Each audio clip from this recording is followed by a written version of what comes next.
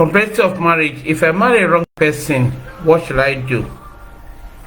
What will be the solution to it? My marital life is having difficulties. How can I come out of this? How can I come out of marital life? In the first place, what is expected of any of us is we should live in humility. Imagine, yes, that was for yesterday. I was discussing that if we never worked on ourselves, we can never be good partners. We can never make a good home. How many of us, and how many of us, in the real sense, are very humble? The problem is that many of us are proud. We are so proud that we can never be submissive. We don't want to be submissive at all. What destroys marriages is pride. Many of us are full of ourselves. Many of us don't want to accept our mistakes. Many of us don't want to be corrected. Many of us believe that we are always right. And there's no Mr. Right, no Mr. Wrong. All of us make mistakes. Many of us will count on the mistakes of our partner. And when we count on the mistakes of our partner, there is no way things can work out fine. Now wait, let me ask you. If you cannot accept being corrected, how can you move forward in life? And yet you want to correct others, you want to lord it over others. Let me remind us that marriage is for companionship. Marriage is to help each other. Marriage is to build families together. No one can build a family alone. No one. The fact remains that many of us, we are full of ourselves. Our pride is so strong that we cannot be submissive. Let's make it clear to us that when two proud people get married together, that family can never work. This is the reality. That family can never work. Two proud people will destroy the family. One or both of them need to be humble. They need to put on the garment of humility. And the one who is humble should not become stupid because of him, say that practicing humility. No. The one who is humble should be submissive. And the one who is proud should learn to be humble too, to be submissive. And those who are humble should not be taken for granted. And that's the problem we have in marriages today. The humble ones are being taken for granted. We take it for granted. We lord it over them. Marriage is not where you lord it over others. No. Marriage is where you work together as a team. Marriage is a place whereby you school each other. My dear, my sisters, my brothers. That was why I've been emphasizing marry your friend. If you had married your friend whom you love each other from the beginning, whom you've known each other from the beginning, the difficulty of studying each other will not be there. The fact is that when you marry and you are trying to understand your partner, as you're trying to understand your partner, it takes a lot of time, a lot of humility. Now, in the first place, if you want your marriage to work, please swallow your pride. Please swallow your pride. You need to swallow your pride. If you don't swallow your pride, things will never work out fine. And don't just believe that it is me alone. It's all about me. It's not all about you. It's all about you and your partner. And many a times from experience so far, it has been proven that those who go about nagging, complaining all the time of their partner, many a times are the victim, are the one that is faulty. You see, if you want to marry to work, in the first place, ask yourself, where am I getting it wrong? Ask yourself, where am I not getting it right? It is when you ask yourself all these questions that you make headway. Nobody is perfect. Nobody is perfect in any ramification. I myself talking to you, I am not perfect. I have my weakness. You have your weakness. And every one of us have our individual weaknesses. When we capitalize on the weakness of the others, then that is where there will be problem. Learn to appreciate each other. Learn to live together in peace. And let me tell you, many of us are living in anger. Anger that will destroy things.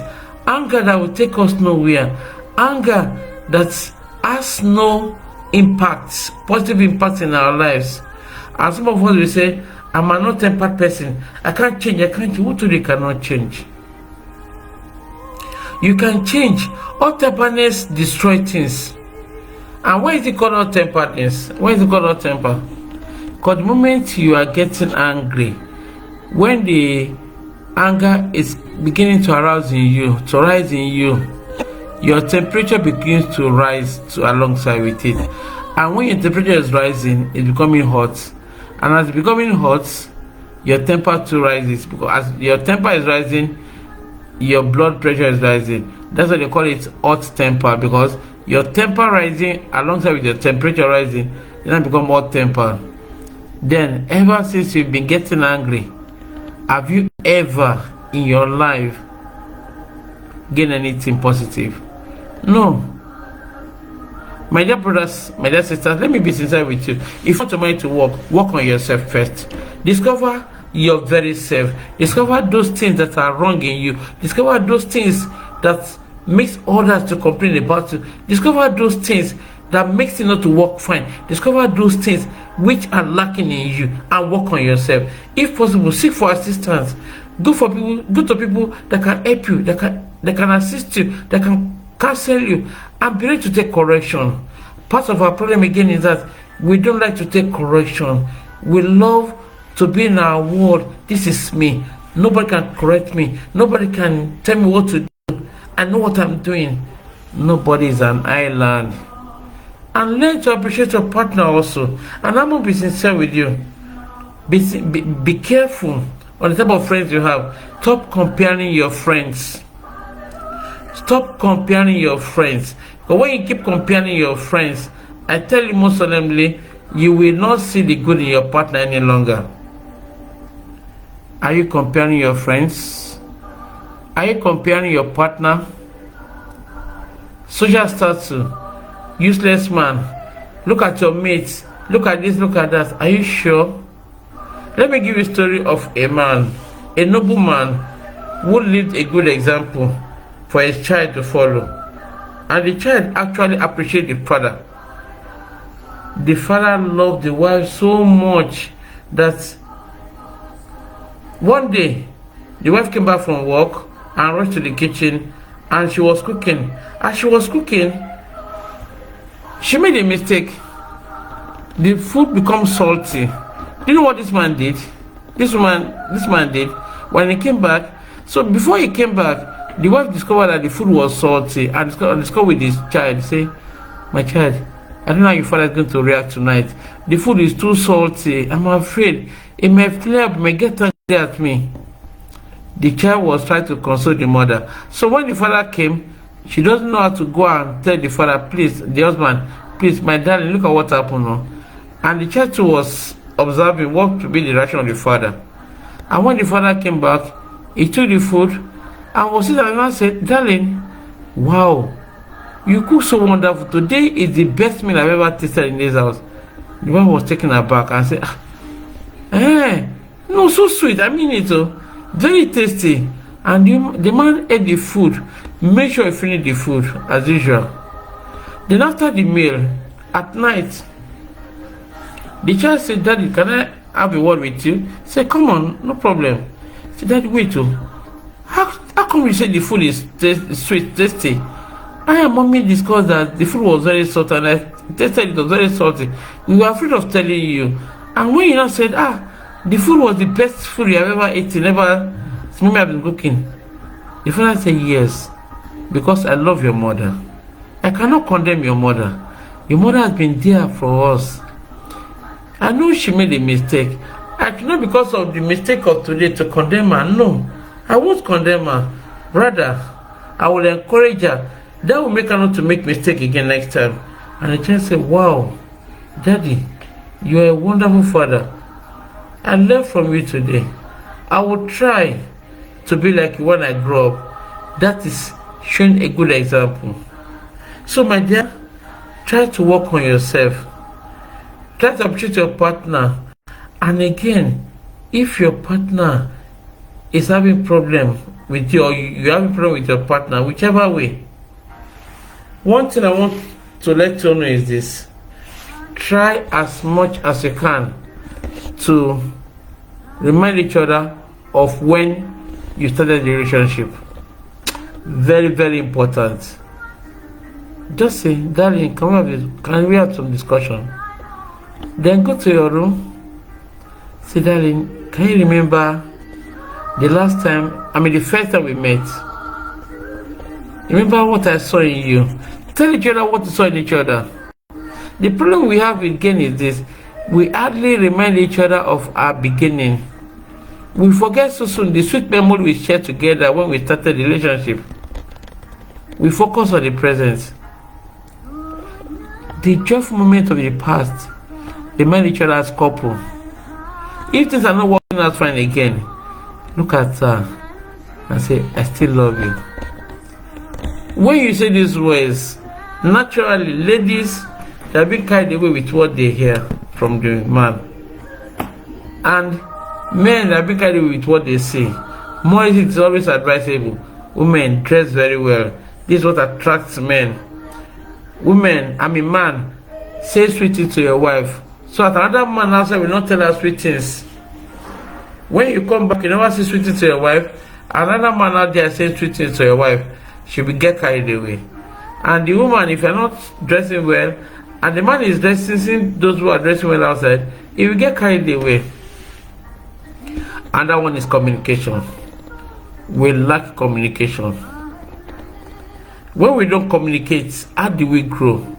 Remember that person who you get married to, that the lady abandons some guys for you. When you don't communicate with your wife regularly at home, she'll pick her phone and call that guy whom she abandoned for you. They will get talking. And if you're not paying attention, say it doesn't matter, and that's a cup of tea, this or that, then our attention will be shifted from you to that man whom she abandoned and she started calling recently. Then you, the wife, take care of your husband. That lady he abandoned to marry you. If there's no communication between both of you, he will pick his phone and call that person. And when he start calling that person, then the attention is being divided also. So you know what? They just try work on yourself. When you work on yourself, there will be changes in your marital life. Complaining can also be a problem. Work on yourself, work on your anger, work on those things that makes you not to be efficient in their family. Yes, work on it. It is when you work on it that things can work out fine. And if you are the proud type, can you please swallow your pride? Please swallow your pride. A proud person can never make a good home. Remember, God is humble, Satan is proud.